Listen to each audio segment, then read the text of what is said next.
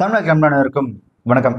போன வாரம் தமிழக வாழ்வுரிமை கட்சியின் தலைவர் வேல்முருகன் அவர்கள் ஒரு மீட்டிங்ல பேசும்போது அரசியல்வாதி விஜய்க்கு அவருக்கு எதிராக பேசுறேன் அப்படின்ற பேர்ல தமிழ்நாட்டு பெண் குழந்தைகளையும் அவங்களோட பெற்றோர்களையும் எந்த அளவுக்கு தரையுறவா பேச முடியுமோ அந்த அளவுக்கு கேவலமா இழிவுபடுத்தி பேசியிருந்தாரு. ஆக்சுவலா அவர் என்ன பேசியிருந்தாரு அப்படின்னா, 2 கிராம் பரிசு கொடுத்த உடனே நம்ம முட்டா போய் நான் நடிகனை குறை சொல்ல மாட்டேன். 1 வயசு பொண்ணை கூட்டு போறான். நாளைக்கு ஒரு 3 மாசம் கழிச்சு +2 முடிச்சு டிகிரி முடிச்சு போய் கல்லூரி பெண்களை கூட்டு போறான். அறிவு வேணாம் தமிழனுக்கு? அவன் பெத்து வளர்த்து ஒரு ஆளாக்கிய பெண்ணு, நாளைக்கு மாற்றான் மனைவியாக வாழ வேண்டிய ஒரு பெண்ணு, அப்பா இறகல ஆத்தா இறகல ஆயிரக்கணக்கான ஊடக பத்திரிகை இறகல ஒரு சினிமா கூத்தாடி பையனை கட்டி பிடிச்சி கொடுக்கறது அனுமதிக்கிற எந்த நடிகனுக்கு செய்யறது? இது என்ன ஈன பிறவி? தமிழுடைய பிறவியா இது? அப்படியே விஜய் அண்ணா இதுல அந்த கட்டி பிடிச்சி அப்படின்ற இடத்துல போட்ட மியூட் இருக்கு இல்லையா, அதுல அவர் என்ன சொல்லியிருந்தாரு அப்படின்னா, லிப்கிஸ் கொடுக்கறது அனுமதிக்கிறீங்க அப்படின்ற மாதிரி சொல்லிட்டு ஒரு சினிமா கூத்தாடி பையனை கட்டி பிடிச்சி லிப்ஸ்டிக் கொடுக்கறது அனுமதிக்கிற இதெல்லாம் அனுமதிக்கிற அந்த பெற்றோர்கள் வந்து பாத்தீங்கன்னா ஈனப்பிரிவு அப்படின்ற மாதிரி வார்த்தைகளை பயன்படுத்தினாரு. ஒரு சினிமா கூத்தாடி பையனை கட்டி பிடிச்சி கொடுக்கறது அனுமதிக்கிற எந்த நடிகனுக்கு செய்யறது? இது என்ன ஈனப்பிறவி?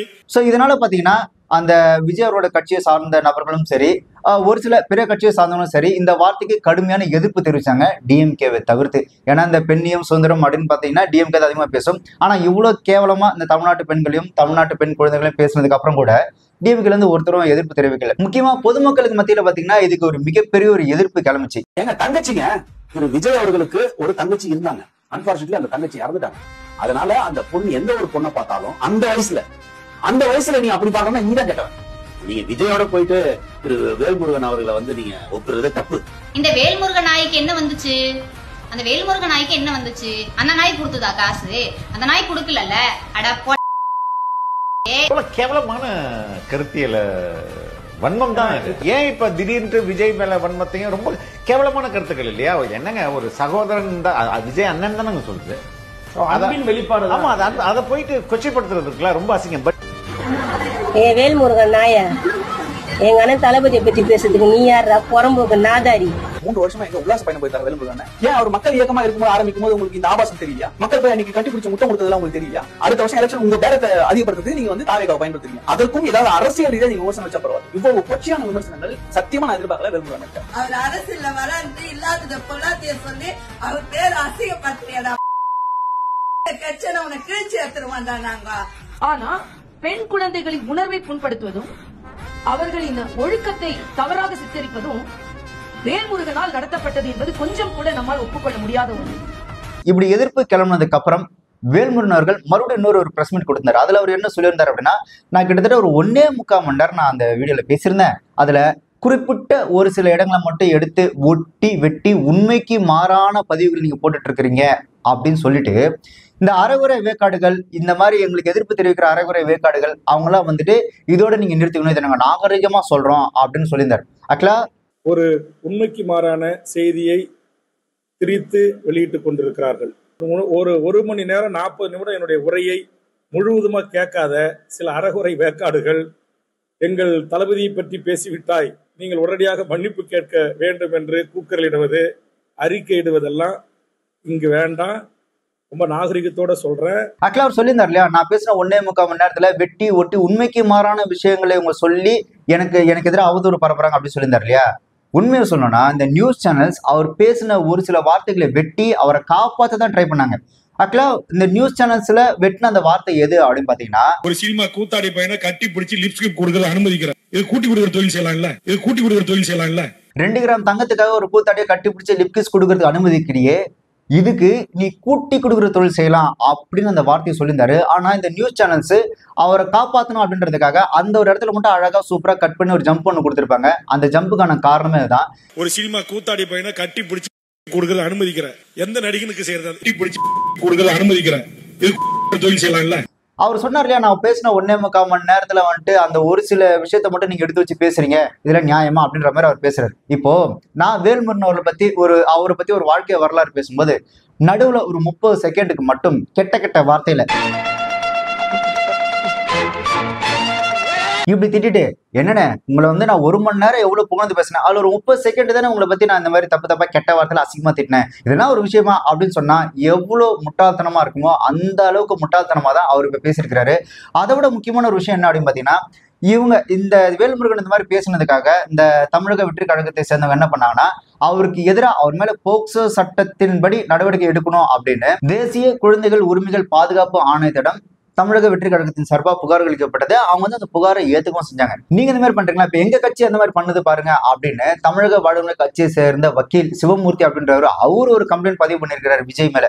அவர் என்ன சொல்லியிருந்தாரு அப்படின்னா, நடிகர் ஜோசப் விஜய் கடந்த 2024 ஆண்டு ஜூன் 28 திருவான்மியூரில் நடந்த பள்ளி பொது தேர்வு முடிவில் அதிக மதிப்பெண் பெற்ற மாணவிகளுக்கு பாராட்டு தெரிவிக்கும் வகையில் மாணவிகளை அழைத்து அவர்களை அணைப்பதும் அனுமதியின்றி தொடுவதும் மற்றும் முறைகேடாக நடந்தது போன்ற தகாத செயல்களில் ஈடுபட்டுள்ளார்.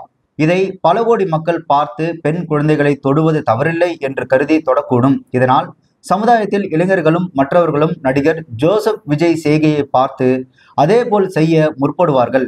அதனால் சமுதாயத்தில் மிகப்பெரிய தாக்கம் மற்றும் கலாச்சார சீர்கேடு ஏற்படுவது மட்டும் இல்லாமல் சமுதாயத்தில் தவறான முன் உதாரணமாக அமைந்துவிடும். மேலும் இது போன்ற சம்பவங்கள் தொடர்ந்து நடந்தது என்றால் பெண் குழந்தைகளுக்கு பாதுகாப்பு என்பது மிகப்பெரிய கேள்விக்குறியாகிவிடும். ஆதலால் இது போன்ற சம்பவங்களை உடனடியாக தடுத்து நிறுத்தும் வகையில் நடிகர் ஜோசப் விஜய் மீது விசாரணை செய்து சட்ட ரீதியான நடவடிக்கை எடுக்க பரிந்துரை செய்ய வேண்டி தமிழக வாழ்வுரிமை கட்சியின் சார்பாக பணியுடன் கேட்டுக்கொள்கிறேன். ஒரு கட்சியில அரசியல் லாபத்துக்காக ஒருத்தர் இனப்பிரிவா இருக்கலாம், ஆனா ஒட்டுமொத்த கட்சியுமே இனப்பிரிவா இருக்கிறது அப்படின்றது எனக்கு தெரிஞ்ச இந்த கட்சியா தான் இருக்கும்.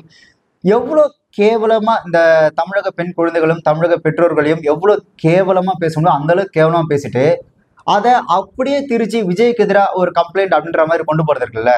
ஆனா இவங்கள மாதிரி ஒரு கேடுகட்ட டுபாகோர் கட்சியை நான் இப்பதான் ஃபர்ஸ்ட் டைம் பாக்குறேன். ஆக்சுவலா தமிழக வெற்றி கழகத்தையும் விஜய் அவர்களும் எதிர்க்கணும் அப்படின்னா அவங்கள கலாய்க்கிறதுக்கு எதிர்க்கிறதுக்கு எவ்வளவு விஷயம் இருக்கு. இன்னுமே அந்த கட்சியில பாத்தீங்கன்னா அரசியல் அறிவு சமுதாய புரிதல் இல்லாத அறவர வேட்பாடு தற்கொலைகள் இன்னமும் இருக்கதான் செய்யறாங்க. அந்த கட்சியில முக்கிய பொறுப்புல இருக்க பல பேருக்குமே இன்னுமே இந்த அரசியல் புரிதல் அப்படின்றது இல்லாம தான் இருக்கு.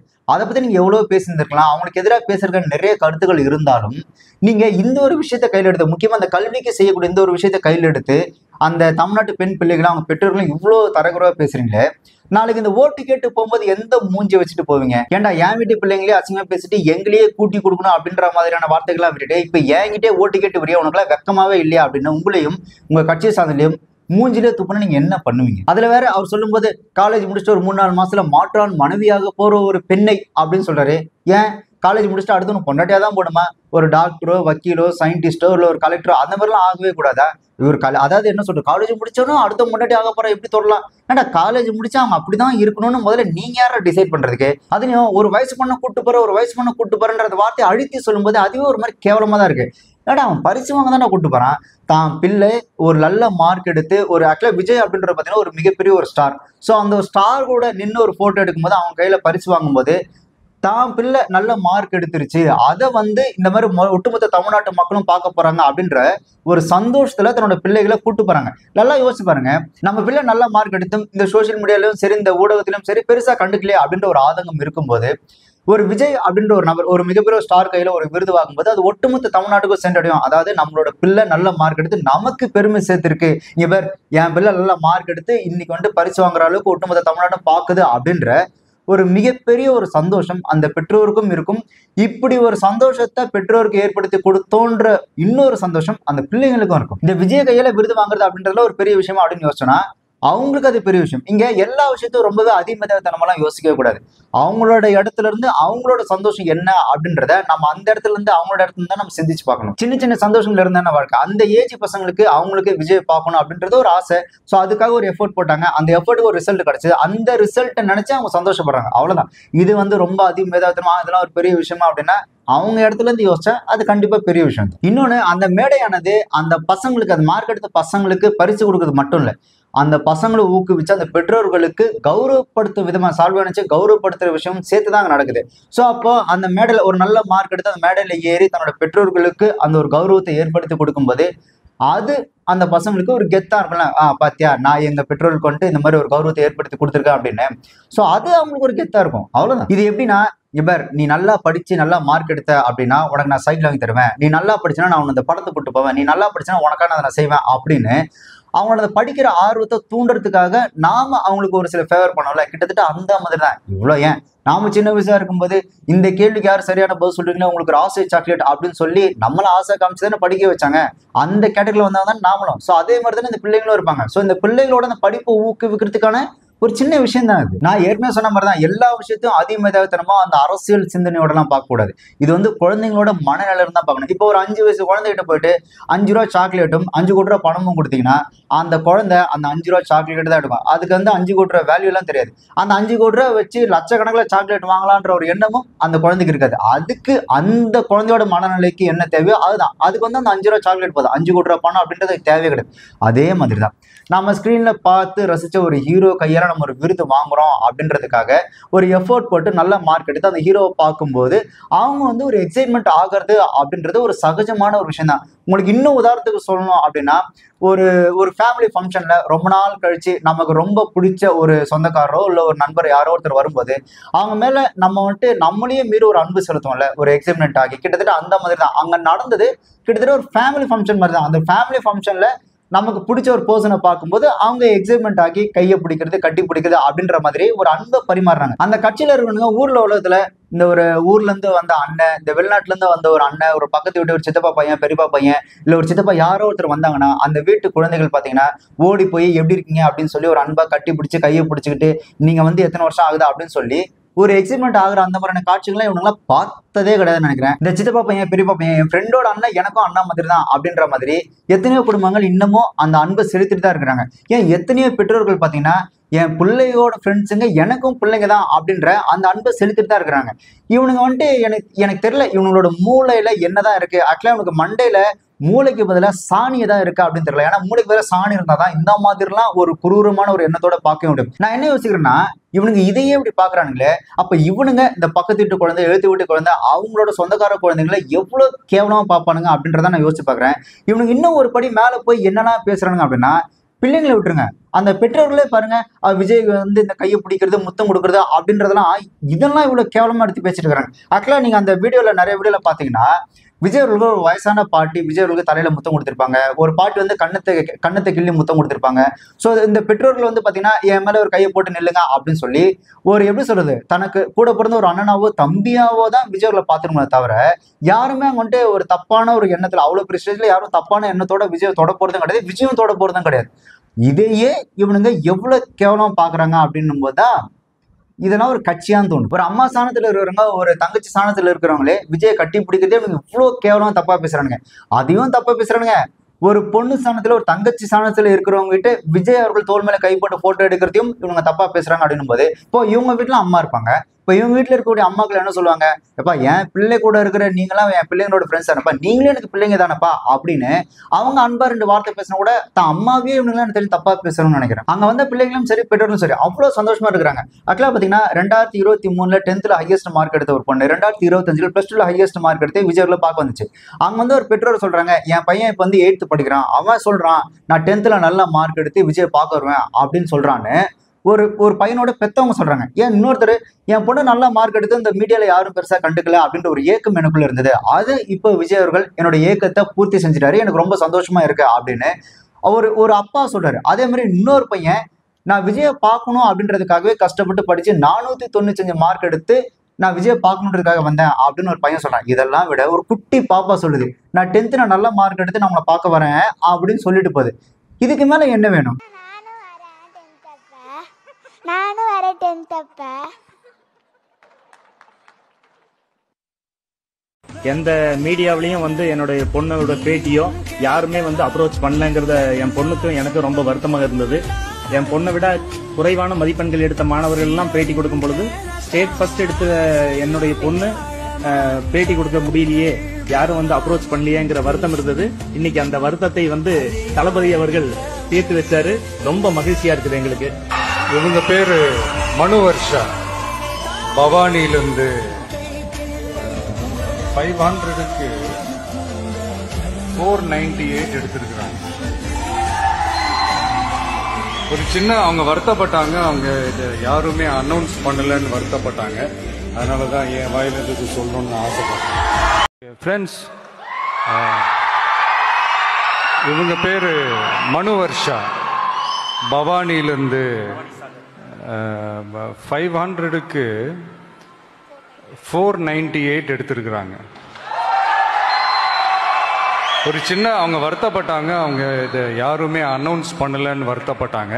அதனால தான் என் வாயிலிருந்து இது சொல்லணும்னு நான் ஆசைப்பட்டேன். ஓகே, கங்க்ராச்சுலேஷன்ஸ்மா. உங்களுக்கு ஞாபகம் இருக்கான்னு தெரில, நான் 2 வருஷத்துக்கு முன்னாடி 10th நான் ஸ்டேட் ஃபர்ஸ்ட் வாங்கியிருந்தேன். நான் கேட்டதுக்காக என்னோட மார்க்கையும் பேரையும் சொல்லி அனௌன்ஸ் பண்ணீங்க. விஜய்க்காக 495 மார்க் எடுத்தீங்களாமே, அது உண்மைதானா? நான் போட்ட ஹார்ட் ஒர்க்கு மோட்டிவேஷனா எங்கள் அண்ணன் மாமா எல்லாரும் விஜயை பார்க்கறதுக்காக மார்க் எடுத்துடுறான்னு மோட்டிவேட் பண்ணாங்க. அந்த அளவுக்கு விஜய் பிடிக்குமா? சின்ன வயசுலேருந்தே விஜய் ஃபேனாக இருந்தா, அதுவும் இல்லாத எங்கள் அண்ணன் மாமா அங்கே இருக்கிறவங்களாம் ரொம்ப விஜயோட தீவிர ஃபேனு. அவங்க தான் மோட்டிவேட் பண்ணாங்க இவ்வளோ மார்க் எடுக்கணும். என்ன சொன்னார் விஜய்? விஜய் கங்க்ராச்சுலேஷன் சொல்லிட்டு இதே மாதிரி மார்க் எடுக்கணும் அது மாதிரி அட்வைஸ் பண்ணாரு. இது வந்து ஸ்டூடெண்ட்ஸ் மத்தியில இப்ப என் பையனே சொல்றான் பாருங்க, நான் அக்கா மாதிரியே நான் வந்து இப்ப நான் 8th தான் போறேன். நான் 10th வரும்போது அவளை நான் பீட் பண்ணி கண்டிப்பா நான் இதே மாதிரியே வாங்குவேன், நான் 12thலயும் வாங்குவேன் அப்படின்னு அவன் அடுத்து சொல்றான். அடுத்து வர ஜெனரேஷனுக்கு வந்து இது ஒரு இன்ஸ்பிரேஷன். பசங்க ரோட்ல செப்பல் தைக்கிறேன், என்ன பார்த்து எல்லாரும் காரிச்சு போங்க, செப்பல் எடுக்கணும்னு வந்தது காரிச்சு போங்க. அப்படி இருக்கும்போது என் பிள்ளைங்க வந்து நீங்க சந்தோஷம். இந்த மேடை இங்க ஆரம்பிச்சது அண்ணன் தளபதிக்கு, இந்த மேடையும் எதுவும் என் கண்ணீரை விட்டே சொல்ல முடியல. இதுவே நான் இப்படியே செத்துட்டா கூட ஒரு சந்தோஷம், அந்த மாதிரி ஒரு ஃபீலிங். அதுவும் அண்ணன் கையில வந்து நான் வாங்குறது கனவுல கூட எதிர்பார்க்கல. என் பிள்ளைங்க இந்த அளவுக்கு ஸ்டேஜ்ல வருதுன்னு நான் என்ன அதுங்க என்ன ஆசைப்படுது, என்னால முடிஞ்சது. எனக்கு பல மக்கள் உதவி செய்யறாங்க, அது நான் செய்யற வேலையை பொறுத்து உதவி செய்யறாங்க. அதனால பிள்ளைகள் படிக்க வைப்பேன். அதுக்கு என்ன ஆசைப்படுது என்னால முடிஞ்சளவு நான் கண்டிப்பா படிக்க வைப்பேன். அதுல வார்த்தைக்கு கட்டி பிடிக்கிறாங்க அப்படின்னு ஆக்சுவலா ஒரு வயசான பாட்டி கட்டி பிடிச்சாங்க, ஒரு வயசான அம்மா கட்டி பிடிச்சாங்க. ஏன் திருநங்கையை கூட தான் விஜய் அவர்கள் கட்டி பிடிச்சாங்க. இப்ப இதுக்கெல்லாம் என்ன பண்ண போறீங்க? கொஞ்சம் மனதில் பாதிக்கப்பட்டவங்க கூட விஜய் அவர்கள் வந்துட்டு அவ்வளவு அன்பா கட்டி பிடிச்சி போறாங்க. ஒரு பொண்ணு நான் உங்களை ஒரு தடவை கட்டி பிடிச்சிக்கிட்டுமா அப்படின்னு ஒரு அண்ணன் ஸ்தானத்துல வச்சு அவ்வளவு அன்பா கட்டி பிடிக்க. அதுல ஒரு பொண்ணு கூட சொல்லியிருந்தாங்களே, நாங்க அவரை வந்துட்டு ஒரு அண்ணனா பாக்குறோம், எங்க சித்தப்பாவா பாக்குறோம், எங்களை அப்பாவா பாக்குறோம் அப்படின்ற அளவுக்கு அவ்வளவு தூரம் அன்பை செலுத்துறாங்க. தோல் மேலே கை போடுறாங்க அப்படி இப்படின்னு சொல்லி வீடியோஸ்லாம் வந்துச்சு. ஆனால் வந்து அதில் இருந்தப்போ நாங்கள் எப்படி உணர்றோம் அப்படின்னா, எங்கள் அப்பாவா எங்கள் அண்ணாவா எங்கள் உயிராக வந்து அவங்கள வந்து நான் கருதுறோம். அப்படி இருக்கப்போ வந்து அவங்க சொல்கிறத இப்படியே வந்து அவங்க குடும்பத்துலேருந்து அப்படி ஒருத்தவங்க யாராவது சொல்லுவாங்களா? அப்படி சொல்லக்கூடாது. அவங்களுக்காக நாங்கள் இருக்கோம், உயிராக இருக்கோம். தேங்க்யூப்பா. நல்லா ஒரு விஷயம் புரிஞ்சுக்குங்க, நாம ஒரு குழந்தையோட அனுமதி இல்லாம நாம அந்த குழந்தைக்கு 100 முத்தம் கூட கொடுக்கலாம். ஆனா அந்த குழந்தை மனசு வைக்காம நாம அந்த குழந்தைகிட்ட இருந்து ஒரு முத்தத்தை கூட வாங்க முடியாது. அதுதான் அன்பு. நாம குழந்தைகிட்ட எவ்வளவு அன்பா இருக்கிறோமோ அந்த அன்பை அந்த குழந்தைங்க அப்படியே நமக்கு திருப்பி செலுத்தும். அதுதான் இயல்பும் கூட. நீங்க எல்லா விஷயத்தையும் அதே மேதாவித்தனமா அரசியல் ரீதியா தப்பா பாத்தீங்கன்னா எல்லாமே தப்பா தான் தெரியும். அதுலயே வேல்முருகன் பேசும்போது கூத்தாடி பின்னாடி ஏன் போறீங்க, கூத்தாடி பின்னாடி ஏன் போறீங்க அப்படின்னு அழுத்தமா பேசுறாரு. ஆக்சுவலா வேல்முருகனே வாழ்த்துக்கள் அப்படின்ற திரைப்படத்துல ஒரு நடிகரா நடிச்சிருக்கிறாரு. சரி, அதை கூட விட்டுருங்க. அவர் இந்த கூட்டணி வச்சிருக்கிறாரு டிஎம்கே அப்படின்ற ஒரு கட்சி. அந்த ஒட்டுமொத்த கட்சியுமே பார்த்தீங்கன்னா கூத்தாடி கட்சி தான். அதில் பார்த்தீங்கன்னா கலைஞர் வந்து ஒரு ரைட்டர், அதுக்கப்புறம் அவரோட பையன் ஸ்டாலின் பார்த்தீங்கன்னா சீரியல் நடிச்சிருக்கிறாரு, படத்தில் நடிச்சிருக்கிறாரு. அவரோட பையன் உதயநிதி ஸ்டாலின் பார்த்தீங்கன்னா எத்தனை படங்கள் நடிச்சிருக்கிறாருன்றது நமக்கே தெரியும். அப்புறம் அவங்களோட சொந்த பந்தங்கள் பார்த்தீங்கன்னா அருண்நிதி, அவரும் படம் நடிக்கிறாரு. எவ்வளோ ஏன் ப்ரொடக்ஷன் கம்பெனி பார்த்தீங்கன்னா ரெட் ஜெயின் வச்சிருக்காங்க, கிளவுட்9 வச்சிருக்காங்க. இந்த மாதிரி ப்ரொடக்ஷன் கம்பெனி எல்லாமே வச்சு நடத்திட்டு தான் இருக்கிறாங்க. அவர் கூட்டணி வச்சிருக்கிற அந்த கட்சியே ஒரு கூத்தாடி குடும்பம், ஒரு கலை குடும்பம் கட்சி தான் அப்படின்னும் போது அவர் எப்படி மற்றவங்களை கூத்தாடின்னு சொல்றாருன்னு எனக்கு தெரியல. அவ்வளோ ரோஷம் இருக்கிறவரு அந்த கூட்டணி விட்டு வெளியே வர வேண்டியதானே. இவர் வந்துட்டு மற்றவங்களை குறை சொல்லுவாராம், ஆனா அவர் குறை சொல்ற மாதிரி இருக்கக்கூடிய கட்சி கூட கூட்டணி வச்சுப்பாராம். என்ன நியாயம் இதெல்லாம்? இதுல என்ன ஒரு கொடுமை அப்படின்னா, ஆக்சுவலா இவர் பேசுற இந்த வார்த்தைக்கு ஒரு சில கட்சிகள் எதிர்ப்பு தெரிவிச்சிருந்தாங்க, டிஎம்கே தவிர்த்து. ஏன்னா டிஎம்கே கூட்டணி கட்சி இல்லையா, அதனால வந்துட்டு எதிர்ப்பு தெரிவிக்கல. சரி, அதெல்லாம் கூட இருக்கட்டும், ஏன்னா அவங்க அரசியல்வாதிங்க அப்படிதான் இருப்பாங்க. ஆனா இந்த தமிழ்நாட்டு பெண் பிள்ளைகளையும் அவங்களோட பெற்றோர்களையும் இவ்வளோ கேவலமா பேசுனதுக்கு அப்புறம் கூட இந்த மாதர் சங்கமும் மகளிர் சங்கமும் எங்க போச்சுன்னே தெரியல. சரி, இது விஜய்க்கு சப்போர்ட் அப்படின்ற ஒரு விஷயத்தை தாண்டி இது பிள்ளைங்களோட கல்வியை சார்ந்த ஒரு விஷயம், முக்கியமா பெண் பிள்ளைங்களோட கல்வியை சார்ந்த ஒரு விஷயம். பிற மனங்களை சந்தோஷப்படுத்தி பார்க்கணும் அப்படின்ற நினைக்கிற அந்த எண்ணம் இருக்குல்ல, அதுவும் ஒரு மிகப்பெரிய அன்பு தான். அதெல்லாம் தாண்டி இந்த கணத்தை இதயத்தோட இருக்கக்கூடிய எல்லாருக்கும் உங்களுக்காக நான் இருக்கிறேன் அப்படின்னு ஒருத்தர் இறங்கி வரது இருக்குல்ல, அப்படி இறங்கி வர எல்லாருமே இங்க வந்துட்டு சொந்தக்காரங்க தான். அந்த மாதிரியான ஒரு நிகழ்வு தான் இங்க நடந்த விஜய் அவர்கள் நடத்தின அந்த கல்வி விருது வழங்கும் விழா அப்படின்றது. நீங்க கொஞ்சம் யோசிச்சு பாருங்களேன், நம்மளோட முன்னாடி அப்பா ஜென்ரேஷன் பாத்தீங்கன்னா அவங்க இந்த படிக்கிறதுக்கான வாய்ப்புகள் சரியா அமையாம 14-15 வயசுல வேலைக்கு போய் குடும்பத்தை காப்பாத்திட்டு நாம தான் சரியா படிக்கல, நம்மளோட பிள்ளைகளா நல்லா படிக்கணும் அப்படின்னு அவங்க ஒரு 14-15 வயசுல இருந்தே கஷ்டப்பட்டு அந்த பிள்ளையை படிக்க வைக்கணும் அப்படின்னு நினைப்பாங்க. அப்படி அவங்க நினைக்கும் போது அவங்களோட பிள்ளைகள் ஒரு சினிமா மோகத்துல ஒரு ஹீரோயின் மீது ஒரு மிகப்பெரிய தாக்கம் ஏற்பட்டு ஹீரோ தான் நமக்கு பெரிய ஆளு அப்படின்ற ஒரு மோகத்துல அவங்க பயணிக்கும் போது அந்த ஹீரோ இப்ப நீ என்ன பெரிய ஆளுன்னு நினைக்கிறல, சரி ஓகே ஒன்னும் பிரச்சனை இல்லை, நீ என்ன பெரிய ஆளுன்னு நினைச்சிட்டு போ, ஆனா நீ என்ன ரீச் பண்ணணும் அப்படின்னா நீ நல்லா படிச்சாலே போதும் அப்படின்னு அந்த சினிமா மோகத்துல அந்த தாக்கத்துல இருக்கக்கூடிய ஒரு ஹீரோவை பெருசா நினைக்கக்கூடிய அந்த ஒரு மாணவர்களை அந்த ஹீரோவே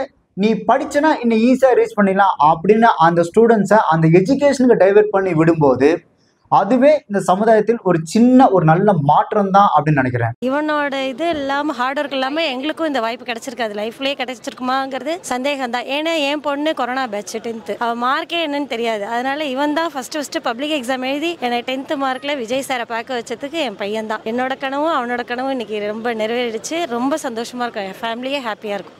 தேங்க்யூ.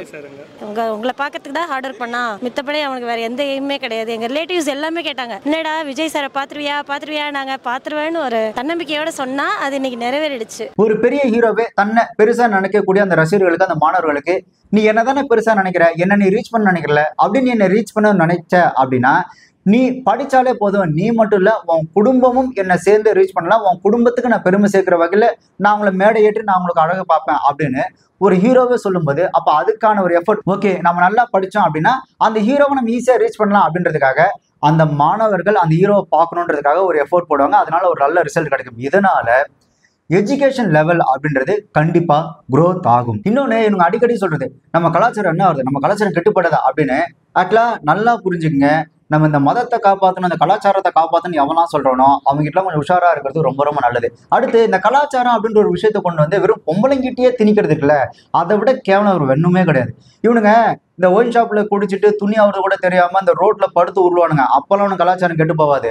இந்த லேடிஸ் ஏதாவது பண்ணிட்டாங்க, ஒரு சாதாரண லேடிஸ் ஒரு சின்ன தப்பு பண்ணா உடனே நம்ம கலாச்சாரம் கெட்டு போச்சு அப்படின்ற மாதிரி கலாச்சாரத்தை கொண்டு வந்து மொத்தமா பொம்பளைங்கிட்ட தான் வைக்கிறாங்க தவிர இவனுங்க அந்த கலாச்சாரத்தை பத்தி யோசிக்கிறதே இல்லை. இந்த குழந்தைங்களை ரேப் பண்றது, இந்த பஸ்ல போகும்போது பொம்பளைங்களை இடிக்கிறது, இந்த குடிச்சிட்டு ரோட்ல உழுந்து கிடக்குது, அப்பெல்லாம் அவனுக்கு கலாச்சாரம் கெட்டு போவாது. இதே ஒரு உதாரணத்தை சொல்றேன், ஒரு ஆம்பளை குடிச்சிட்டு ரோட்ல துணி ஆகுறது கூட தெரியாம படுத்துட்டு இருந்தா அப்ப கெட்டு போகாத கலாச்சாரம், ஒரு பெண் ரோட்ல இருந்து சிகரெட் பிடிச்சாங்க அப்படின்னா ஐயோ நம்ம கலாச்சாரம் என்ன ஆகுறதுன்னு. ஆக்சுவலா குடிக்கிறது தப்பு அப்படின்னா எல்லாருமே குடிக்கிறது தப்பு தான். அதுல ஆம்பளையும் சரி பொம்பளையும் சரி. இவனுக்கு எப்படி பிரிக்கிறான்னா ஆம்பளை குடிச்சா தப்பு இல்லப்பா, ஆனா பொம்பளை குடிச்சா கலாச்சாரம் போச்சு அப்படின்றது. அதே மாதிரி சிகரெட் பிடிக்கிறது கூட இருக்கட்டுமே, சிகரெட் பிடிக்கிறது தப்புன்னா அது 2 பேருமே குடிச்சாலும் தப்பு தான். அது ஆம்பளை குடிச்சானே பொம்பளை குடிச்சானே தப்பு தானே. அது ஆம்பளை குடிச்சா மட்டும் சரி பொம்பளை குடிச்சா மட்டும் தப்பு அப்படின்னு பேசுறதுல அதெல்லாம் ரொம்ப கேவலமான ஒரு அரசியலா தான் இருக்கு. இன்னொன்னு இந்த கலாச்சாரம் கெட்டு போச்சு, இந்த சமுதாயம் சீர்கெட்டு போச்சு அப்படின்னு சொல்ற இவனுக்கு யாருமே இந்த சாராய கம்பெனி வாசல்லையோ இல்ல இந்த சிகரெட் கம்பெனி வாசல்லையோ போட்டு இவங்க பிரச்சனை பண்றதே கிடையாது. ஆனா இதே ஒரு ஹீரோ எதனா பண்ணிட்டாரு அப்படின்னா ஹீரோக்கு எதிராக இவங்க போராட்டம் பண்றது. ஆனா இந்த சாராய கம்பெனிக்கு எதிராக இவங்க பண்ணுவான்னு கேட்டா கண்டிப்பா பண்ணவே மாட்டாங்க. ஏன்னா பொட்டி அங்கிருந்தா வரும். ஒரு ஹீரோக்கு எதிராக பண்ணாதானே ஒரு பப்ளிசிட்டி எல்லாம் கிடைக்கும். ஸோ இந்த மாதிரி ஒரு சீப்பான ஒரு அரசியல் லாபத்துக்காக பண்றதா இது எல்லாமே. ஆக்சுவலா அந்த கட்சி தலைவர், தமிழக வாழ்வுமுறை கட்சியின் தலைவர் வேல்முருகனே ரீசெண்டான ஒரு இன்டர்வியூல என்ன சொல்லிட்டாரு அப்படின்னா, நான் விஜய் எந்த பெண்ணையும் கட்டிப்பிடித்தார் என்றோ லிப்கிஸ் கொடுத்தார் என்றோ சொல்லவும் இல்லை, அந்த மாணவர்களையும் பெற்றோர்களும் இழிவுபடுத்தவும் இல்லை அப்படின்னு அவரே வாண்டடா சொல்லிட்டாரு. ஆக்சுவலா அவர் தான் அப்படி சொன்னாரு. இப்போ அதை மழுப்புற மாதிரி இப்படி சொல்லியிருக்கிறாரு. அவரே இல்லைங்க நான் சொல்லுங்க அப்படின்ற மாதிரி சொல்லிட்டாரு. ஆனா இன்னமும் அந்த கட்சியை சேர்ந்தவனுங்க அதுக்கு முட்டு கொடுத்துட்டு தற்குறித்தனமா பேசிட்டு இருக்கிறானுங்க. விளங்கிடும்.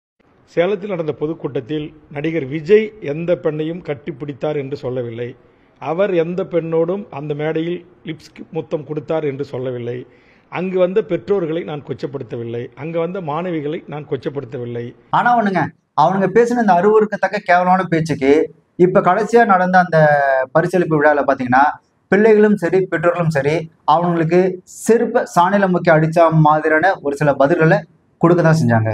தமிழ்ல வாஞ்சை அப்படின்ற ஒரு வார்த்தை இருக்கு. வாஞ்சை அப்படின்னா ஒரு அன்பு பாசம் அந்த மாதிரி ஒரு சொல், அந்த பொருள் அது. ஸோ விஜய் சார் எல்லாரையும் அரவணைக்கிறது சில பேர் தவறா பேசும்போது எனக்கு இதை சொல்லியே ஆகணும்னு தோணுச்சு. அது எங்களுக்கு ஒரு தாய்மாரா பார்க்கும்போது எங்களுக்கு அப்படி தெரியல. எங்க வீட்டோட ஒரு அப்பா ஒரு வாஞ்சியோட ஒரு குழந்தைய கட்டிப்பிடிச்சு முத்தம் கொடுத்தா எப்படி இருக்கும் எங்களுக்கு? ஒரு தாய் மாமனா எங்களோட அண்ணன் இருந்து ஒரு அக்கா பிள்ளையோ தங்கை பிள்ளையோ பார்த்து ஒரு அன்பும் இருக்கும், அதுல ஆசையும் இருக்கும், அதே சமயத்துல ஒரு அக்கறையும் இருக்கும் ஒரு தாய் மாமாவிற்கு. அப்படிதான் நாங்க விஜய் சாரை பாக்குறோம். எங்களுக்கு அதுல எந்த ஒரு கள்ளங்கபடமும் இல்லை. வேண்டுகோள் என்னன்னா, 100 விமர்சனங்கள் வந்தாலும் 1000 விமர்சனங்கள் வந்தாலும் இந்த மேடையை மட்டும் நீங்க என்னைக்கு கைவிட்டுறாதீங்க. 2026ல இந்த விழாவை திருவிழாவை ஆக்கணும் நம்ம, சரிங்களா? மொத்தத்துல நாம என்ன நல்லது பண்ணாலுமே நீங்க இவ்வளவு நல்லது பண்ணிருக்கீங்களே அப்படின்னு சொல்லி தலையில கிரீட வைக்க போறதும் கிடையாது. இல்ல நம்ம எவ்வளவுதான் ஓடி ஓடி அவங்களுக்கு உழைச்சாலும், எவ்வளவுதான் நம்ம அவ்வளோ நல்லா பார்த்துக்கிட்டாலும், நம்ம என்ன பண்ணாலும், நம்ம என்ன பண்ணலையோ அதை தான் பெருசா எடுத்து பேசணும் தவிர யாருக்கும் இங்க பெருசா இந்த நன்றி ஒரு அன்பு அப்படின்றது இங்க இருக்க போறதே கிடையாது. அதாவது குறைக்காத நாயும் இல்லை, குறை சொல்லாத பாயும் இல்லை.